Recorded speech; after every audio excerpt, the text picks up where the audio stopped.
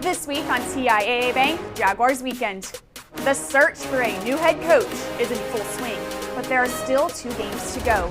Just focus on this season, finishing strong. The players are focused on putting their best on tape. Tyson has to respect it's a possible pass and stays on the wing. Jeff Lageman breaks down a rookie who's making plays.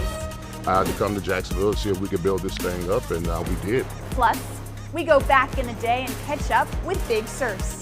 Let's get you ready for game day now on Jaguars Weekend.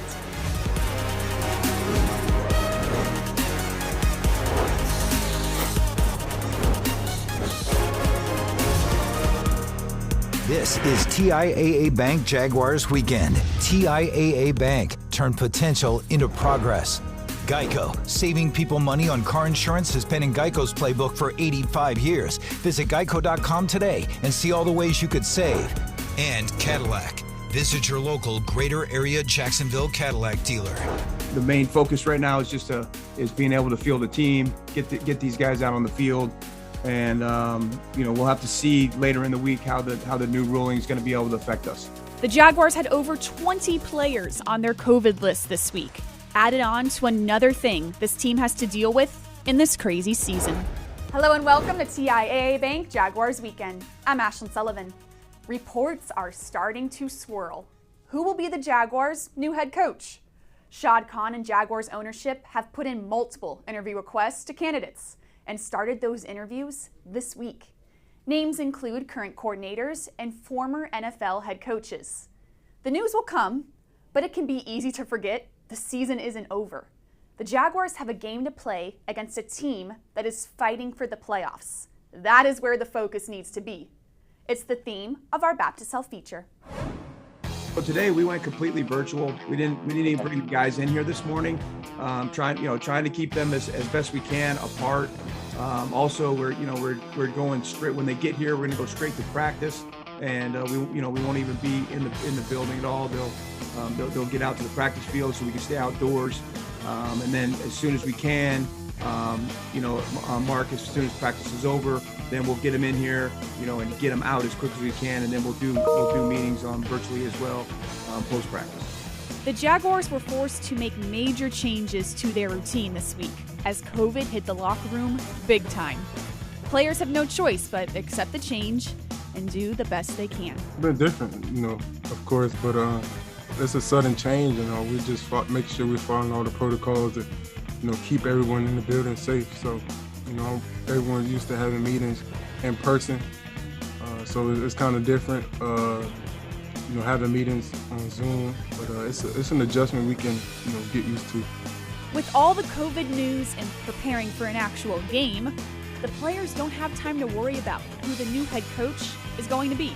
You hear things, and I try not to dive too deep into all that right now. That's not my focus. I need to just work on trying to win these last 2 games, and it's going to take everything we got. We've got two really good teams coming up the next 2 weeks, so just focusing on that right now. Obviously, you see and you hear things, but right now my job is to go and try to win some games. Welcome into the huddle. We're here with Sexton and John Oehser getting ready for a game against the Patriots that is incredibly tough to predict right now because we have no idea who's going to play. Brian? Well, it was going to be tough for the Jaguars to win this ball game anyway. It generally is for a team that's running out the string against a team that's fighting for their playoff position. They haven't earned their playoff berth yet, so the Patriots have a lot to play for. Mix in the fact that you've had starting offensive and defensive linemen all over the COVID list this week. Yeah, it looks a bit dicey for the Jags. Yeah, it's not a reach to say this is the weirdest situation I've ever covered. Probably the weirdest situation going into a game in Jaguars history. You have interim head coach, a new play caller last week, 1 million guys on the COVID list, in addition to a lot of guys already being out. It's pretty easy to predict, actually. I mean, the Jaguars, I can't see any way in the world they are competitive in the second half of this game. Hopefully, these guys have a spirited effort, prove me wrong. All the logic says that's not going to happen. Yeah, and what makes this game, these next 2 weeks of the season, even weirder is you are currently interviewing new head coaches while the season is going on. There are reported 7 candidates, Brian, and what is optimistic is you feel good about all those names. So I picked up the phone, back in October when it seemed like the ship was going sideways, and just started asking for names, people who it would make sense for to build around with a young quarterback. Every single name that the Jaguars reportedly have on their list is a name that I picked up from people around the league. I feel real good about it. It doesn't matter to me who it is. Pick one of these guys and let's go. I think it's a really strong list. Yeah, there's a lot of head coaching experience on the list. Jim Caldwell, Doug Peterson, Todd Bowles. It leans toward offense, but they haven't really automatically committed everything toward offense, because what matters, as I've said all week on this, get a leader, get somebody who can determine the organizational direction and get that positive that players believe in. Everything else is secondary. Now it's time for Finding Solutions, presented by UF Health, delivering compassionate care and world-class outcomes. Visit ufhealthjax.org/gameplan. We just discussed the weirdness of this week, the amount of players that are on the COVID list. You're competing against a team that is fighting for the playoffs. Do you get to the point, Brian, when you question playing Trevor Lawrence for his own good? Well, at some point, probably in the first quarter, I will. And I want to know how well the Jaguars are going to be able to protect him. I want to see what their game plan is. Hopefully it is run the ball, shorten the game, keep the hits off this kid. I want to go into the offseason with him healthy, not needing surgery or any time to rehab. I want him available to me in April when we get started with the offseason conditioning program and then OTAs. So am I questioning it now? No. I mean, he's the quarterback. He's the future of the franchise. From a competitive standpoint, I go to play. But when it appears that I can't play, then I don't play him. Yeah, I may be accused of being wishy-washy on this, because for 3 or 4 weeks people have asked me this question: do you sit Trevor? And it's always been a hard no. Well, 25 guys on the COVID list with a bunch of offensive linemen on the COVID list makes me soften that hard no. I completely agree with Brian. Monitor this in the first quarter. Make sure you're able to protect him. If it looks like the wheels are coming off in any way, I would not necessarily risk him for injury for this situation, because I don't think the reps are as pertinent as they would have been had everybody been healthy. Yeah, the middle of the week, you have 4 of your 5 starting offensive linemen on this COVID list, so that is definitely something to be worried about. And something we even have the chance to talk about yet is James Robinson, placed on injured reserve, will miss the final 2 weeks of the season with a torn Achilles. So you also don't have that running game to depend on. But Brian, this puts so many questions around your running back room now. Well, I have an answer. Draft one, right? Find one in free agency, because now you have 2 running backs, both with the kinds of injuries that have been known to end careers for running backs.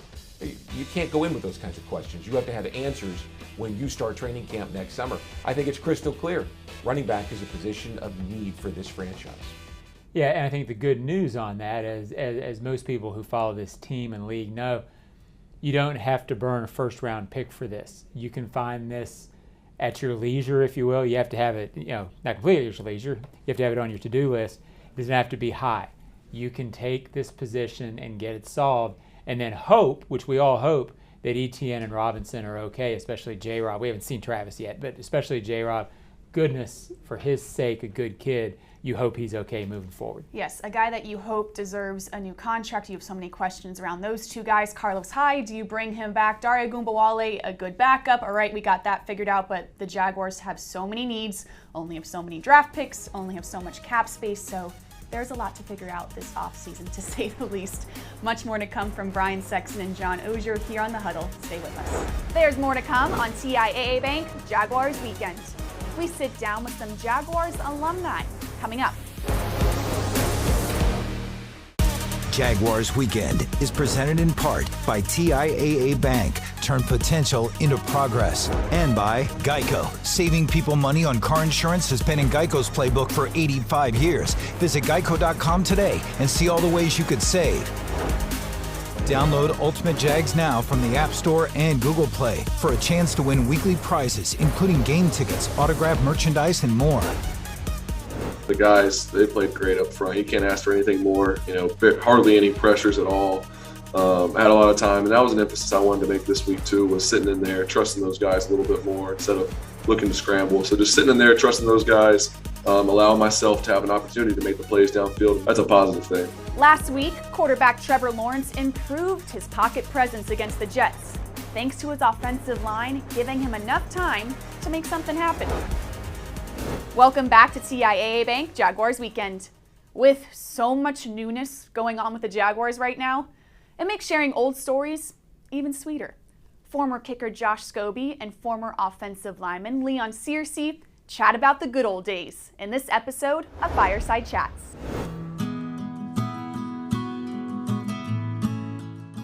Hey, I'm Josh Scobee, and this is Fireside Chats presented by Tico People's Gas. And I'm here with Leon Searcy, one of the best Jaguars of all time. We just got to go out there and we got to play physical, baby. That's all we got to do. Ready to play ball, baby. Thanks for coming to my house. I appreciate it. Hanging out with me. Yeah, I see I'm wardrobe appropriate. You look great. You look great. Kind of getting into our winter time in Jacksonville. True. That's true. So I like to turn on the fire and nice and just kind of hang out. Let's get into some fun questions. All right, let's do it. So you came to the Jaguars in '96, right? Yep. Drafted by Pittsburgh, first round in '92. Yes, 92, 11 pick overall. So whenever you came here, was that a good thing or a bad thing? Well, initially I was reluctant because I had just played in the Super Bowl with the Steelers. We lost to the Cowboys. So when free agency hit, my agent came up to me and said, "Hey, I got a team for you." And I said, "Who?" He said, "The Jacksonville Jaguars." The Jaguars? I said, "Jaguars suck." And well, they were 4-12, all right? But I remember Tom Coughlin in his days at Boston College. And when we played Boston College, I went to the University of Miami. It was always a tough out. So I gave Tom Coughlin the respect of coming down, and he told me that we're going to be winning. We're trying to build this organization up, and I bought into it. I made the transition. I left Pittsburgh, which was a hard decision. I had to come to Jacksonville and see if we could build this thing up, and we did. Baselli, get the coin toss right. I did my research on Baselli before I came into free agency, and I knew he was a top-tier talent. And I figured that, you know, you have one All-Pro and another All-Pro on the other side. I think that's the building blocks for any type of good team. For those years I was here in 96 to 2000, we made playoffs every year. What was your favorite moment as a Jaguar? My favorite moment as a Jacksonville Jaguar was after the Denver game. We're traveling back to the stadium. Along the highway, there was people that was lined up along the highway, getting out their cars, celebrating us. And then Tom Coughlin gets on the speaker and he says, "Hey, we're headed to the stadium. We've got some fans there." And we get to the stadium and half the stadium is full. For all the fans that we will bring it on home. I was like, wow, this is pretty special. That's amazing. Yes, I've seen videos of it it was great. And heard stories about it. And obviously I wasn't there for it, but it looked like it was a lot of fun. All right, so what is your thought process on the Jaguars' offensive tackles right now with Cam Robinson and Juwan Taylor? Well, you know, I'm a stickler when it comes to offensive line, especially at the tackle position because I played it for 11 years.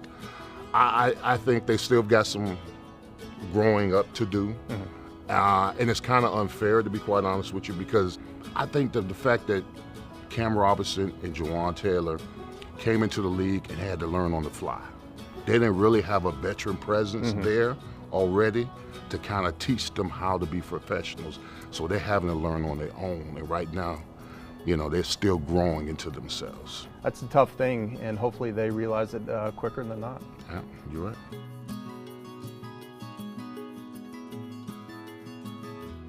Well, enjoy listening to you on the radio. All right, thank you very much. The home of the Jaguars, 1010XL. So we'll be listening, and we got to get a cigar together soon. Let's do it. All right, man. Thanks for coming. You got it, bro.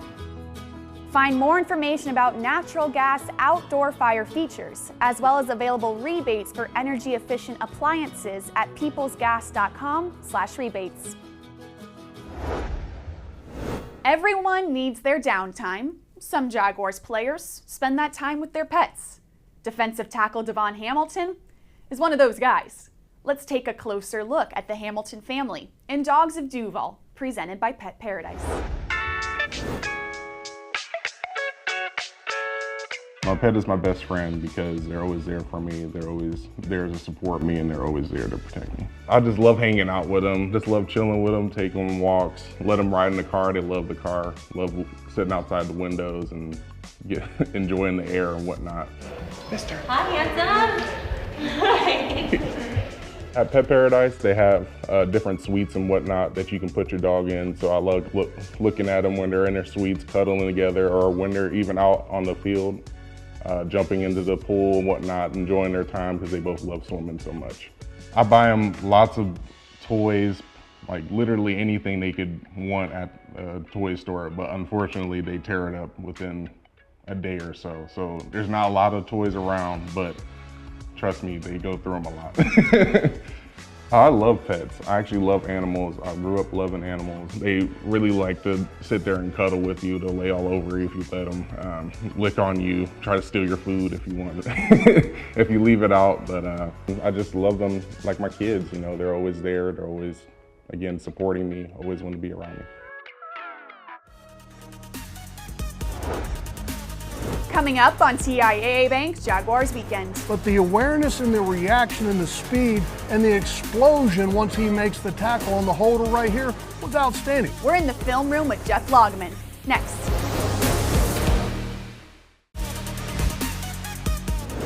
I'm still doing it. I just got finished doing it. That's why I probably came a little later than expected. But you know, I'm always catching balls, whether it be footballs or tennis balls, and always working on releases. Usually I do it with Tavon Austin or do it with another DB. Tyson Campbell is known to stay late after practice to get that extra work in. You could say it's been paying off. Welcome back to TIAA Bank Jaguars Weekend. I'm Ashlyn Sullivan. You don't have to search far to find the biggest bright spot of the 2021 season. Rookie cornerback Tyson Campbell has come a long way. Earlier this year, we're wondering, does he have what it takes to play at this level? And now in week 17, it's clear he can do this. Jeff Lageman has more in the Cadillac film room. Well, they fake it. They're going to run it to the left. Man is hit down, but he's going to be shy of first down yardage, and the Jags are going to take over. Welcome into the football lab, and the New York Jets tried a little fake field goal, and the Jaguars had great awareness on the play. Now we have to go back and talk a little history because the New York Jets special teams coordinator is former Jaguar great special teams player himself, Brant Boyer, from the early days, and you can see why he tried to design this play because the Jaguars had 7 guys on this side trying to get a block on the field goal, only 4 guys back to this side. And of the 4 that are on this side, you have 2 guys that have to have man coverage on the wing and the tight end. Tyson had the wing. So they do a little direct snap to the holder, and they're going to run a little option out here, with the kicker being a viable pitch option. Tyson has to respect it's a possible pass and stays on the wing just for an instant. But the awareness and the reaction and the speed and the explosion once he makes the tackle on the holder right here was outstanding. This is a great individual play by Tyson Campbell, who continues to show he's getting better and better on defense and on special teams. Now let's jump into the film and take a look at it live. Now you can see before the snap, Tyson is in a 4-point stance. Watch what he does. He stays with the wing for just an instant, and then he realizes, oh my gosh, I've got to recover and make a play. Look at the closing speed that he has here, and the explosion on contact with the holder/punter. He prevents a first down from happening. This is a big-time play by Tyson Campbell. You got to love the trajectory that he's on. Still to come, Brian Sexton and John Oehser are back with what they'll be paying attention to this week.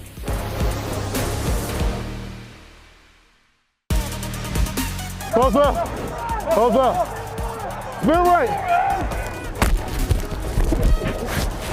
Got him. Oh, got him. We got it. We got it. We got it. We got it. Got him. Got him. Got him. First down. First down. Let's get it. First down. Damian Wilson mic'd up against the New York Jets. You can check out all the mic'd up features always on Jaguars.com. We're back in the huddle with Brian Sexton and John Oehser. We are attempting to pick a player we're going to pay attention to, but goodness knows who's actually going to play on Sunday. So Brian, let's just do our best. Truthfully, I'm not even sure where to begin. because the guy that I choose, I might be dooming to the COVID list just by fortune. I'll go with Andre Cisco. I know that he's a popular player, especially among the fans these days. Talented guy at Syracuse, a ball hawk, 13 takeaways in 2 years. He almost had one against the Jets. Let's see if he can build on that game this week against the Patriots and a rookie quarterback in Mac Jones, who's really been very efficient this year. Well, I'll go with the other fan favorite among the rookies, which is Walker Little, offensive tackle. With Cam Robinson certainly out Sunday, he has a chance to start if he stays healthy and if all this doesn't hit him. He is a guy the Jaguars need to figure out what they're going to do with him, what they have in him. This is an opportunity on Sunday to figure that out for him. Yeah, I'll go with the other rookie, which is quarterback Trevor Lawrence. It's another battle of the rookies, Trevor Lawrence and Mac Jones this week. Mac Jones has been playing so well for the Patriots, and I have a feeling this is a matchup we're going to watch for years to come, and hopefully, at least you hope Trevor Lawrence gets up to that point where this is a very competitive game in the future. I don't think it's going to be this week, but that's the hope at least for this matchup. So this game at the least is going to be entertaining, and it's the New England Patriots. So thank you for tuning in to Jaguars Weekend. We'll see you right back here next week.